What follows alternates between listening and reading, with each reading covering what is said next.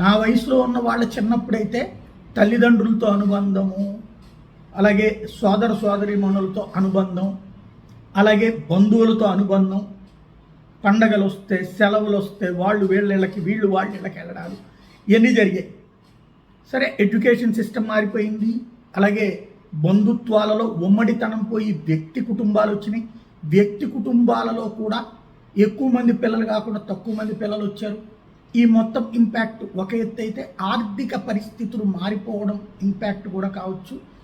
చదువుల వైపుకి పిల్లల్ని తీసుకెళ్ళటం వల్ల బంధువుల్ని కలిసేది తగ్గిపోయింది.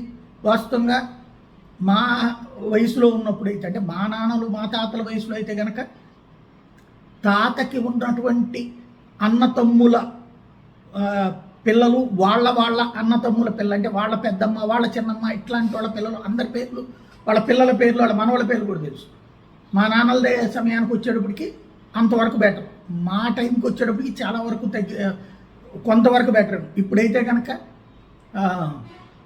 ఇలా పెద్దమ్మ కొడుకు పిల్లలు, పెద్దమ్మ కూతురు పిల్లలు ఇట్లాంటి వాళ్ళ బంధాలు కూడా తెలుసుకోవడం కష్టమైపోతుంది. ఇక ఇంకా దారుణమైన పరిస్థితి రాబోతుంది. ఆర్టిఫిషియల్ ఇంటెలిజెన్స్ ఇంపాక్టే కావచ్చు, ఏమైనా కావచ్చు.